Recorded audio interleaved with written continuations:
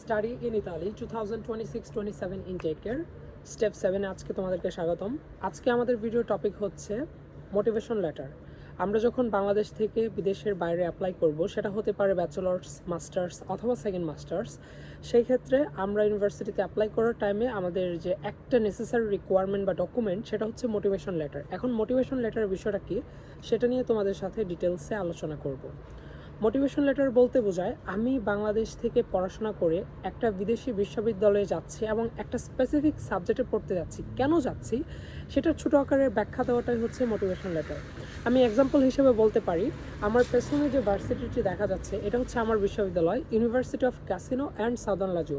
আমি এখানে পড়াশোনা করতেছি হচ্ছে ইন্ডাস্ট্রিয়াল ইঞ্জিনিয়ারিং টেকনোলজিতে। তো আমি যখন এখানে আসি, আমি আসার সময় আমাকে অ্যাপ্লাই করতে হয়েছিল। সো অ্যাপ্লাইয়ের সময় যে মোটিভেশন লেটারটা লেগেছিল সেটা আমার লিখতে হয়েছিল। সো ওটার ভিত্তিতে আমি তোমাদেরকে একটা আইডিয়া দেওয়ার ট্রাই করবো যে কীভাবে তোমরা নিজেদের মোটিভেশন লেটার লিখবা। লেটস সে তুমি ব্যাচেলার্সে অ্যাপ্লাই করবা, সেক্ষেত্রে তুমি মেনশন করতে পারো যে I completed my SSC from this institution securing this grade. SSC রেজাল্টটা মেনশন করলা, আবার তুমি হচ্ছে এইচএসসি রেজাল্টটা মেনশন করলা, স্কুল প্রতিষ্ঠানের নামটা মেনশন করলা।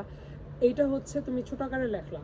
তারপরে আবার লিখবা হচ্ছে তুমি হচ্ছে সায়েন্স গ্রুপ থেকে পড়েছিলে, এখন ধরো ইঞ্জিনিয়ারিং করতে আসতে চাও বা বায়োলজি সেক্টর আসতে চাও। সেক্ষেত্রে তুমি বলতে পারো যে আমি হচ্ছে আমার স্কুল লাইফ থেকে বা হাই স্কুল থেকে আমি এই সাবজেক্টের প্রতি অনেক বেশি ইন্টারেস্টেড ছিলাম, যার কারণে আমি এখন এই সাবজেক্টে পড়তে আসতে চাচ্ছি বিদেশে। তো এইটা একটা রিজন হতে পারে। এর পাশাপাশি তোমরা হচ্ছে অবশ্যই কারো যদি ইসিএ থাকে, ইসিএটা কি, ইসিএ হচ্ছে এক্সট্রা কারিকুলার অ্যাক্টিভিটিস, অর্থাৎ আমাদের পড়াশোনার বাইরে যদি আমরা কোনো কিছুতে ইনভলভ থাকি, সেটা হতে পারে সায়েন্স প্রজেক্ট, হতে পারে ম্যাথ অলিম্পিয়াড, হতে পারে স্কাউটের কাজ করা বা বিএনসিসি করা, যে কোনো কিছু তোমরা যদি কেউ করে থাকো, তাহলে সেই ইসিএটাও তুমি তোমার মোটিভেশন লেটারে ব্যাখ্যা করে দিবে যে তুমি পড়াশোনার বাইরেও এক্সট্রা কারিকুলার অ্যাক্টিভিটিস করেছো। তোমরা কেউ কেউ যদি প্রজেক্টে করে থাকো, যেমন আমার হচ্ছে একটা পার্সোনাল প্রজেক্ট ছিল, সেটা হচ্ছে গ্লোবাল গ্রিন বাই ফয়সাল। এই গ্লোবাল গ্রিন প্রজেক্টে আমি কাজ করেছি, I am the founder of global green. So এইটাতে আমি আমার মেম্বার্সদেরকে নিয়ে একটা সোশ্যাল ওয়ার্ক অ্যাক্টিভিটিস করতাম, এটা একটা ইসিএ হতে পারে। আবার আমি সায়েন্স প্রজেক্ট করতাম স্কুলে থাকতে বা কলেজে থাকতে। সো সায়েন্স প্রজেক্টও তোমাদের একটা ইসিএ হতে পারে। এটা তুমি তোমাদের রেজিউমে বা ইউরোপাস সিভিতে মেনশন করে দিতে পারো। সো এইটাও অবশ্যই মোটিভেশন লেটার লেখার সময় লিখবে।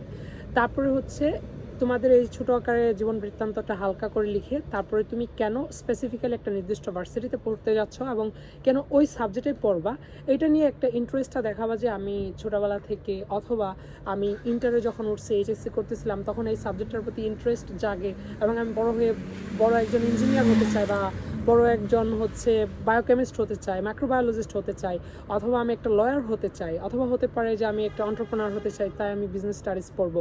সো এরকম করে তোমাদের ইন্টারেস্টটা দেখাবা যে এর কারণে আমি এই ইউনিভার্সিটিটা চুজ করলাম।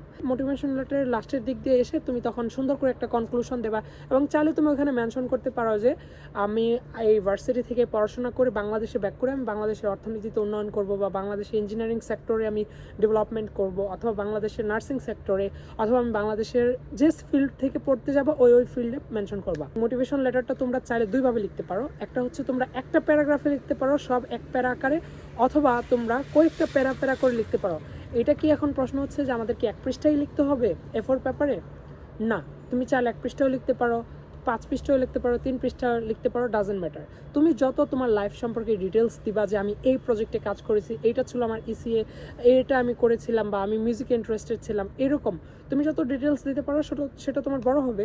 আর তুমি যদি কম ডিটেলস দাও সেটা ছোটো হবে। সো আমরা চাইলে সেটা একটা প্যারাতেও দিতে পারবো, অ্যাট দ্য সেম টাইম আমরা চাইলে সেটা কয়েকটা প্যারাকারেও দিতে পারবো।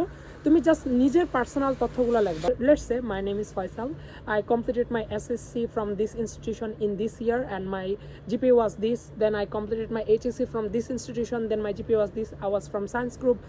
Then I was also doing some extracurricular activities. I involved in some social work activities. এইভাবে তুমি তোমার যে কাজগুলো করেছো সেগুলো দিতে পারো। অ্যাট দ্য সেম টাইম তোমার কিছু আইটি স্কিলস থাকলে যে you are expert in Microsoft office, অথবা তুমি যদি কেউ ভিডিও এডিটিং ভালো পারো, কেউ যদি ফটোগ্রাফি ভালো পারো, অথবা কোনো কিছু নিয়ে প্যাশন থাকে, মিউজিক ভালো পারো, সবগুলো তুমি মোটিভেশন লেটারে দিয়ে দাও। এটা তোমার একটা গুণ।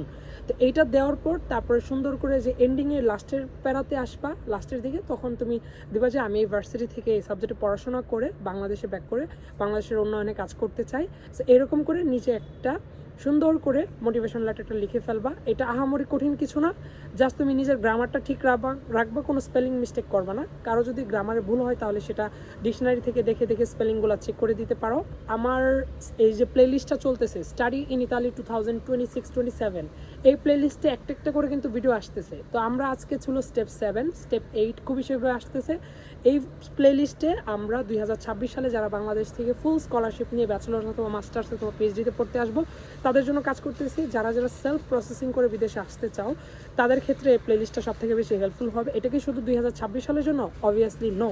তারপরের বছরগুলোতেও যেসব স্টুডেন্টরা আসবে এই সেম স্টেপসগুলো ফলো করে নিজে নিজে প্রসেসিং করে কোনো প্রকার এজেন্সির হেল্প ছাড়া নিজে নিজে প্রসেসিং করতে পারবে। অ্যাজ এন ইন্টারন্যাশনাল স্টুডেন্ট আমি ট্রাই করবো বাংলাদেশ থেকে তোমরাও বিদেশে পড়তে আসো এবং দেশের ডেভেলপমেন্টে কাজ করো। So don't forget to subscribe this channel. আর যারা আগে থেকে সাবস্ক্রাইব করে রেখেছো, thank you so much. See you guys very soon in the next video. Till then, take care.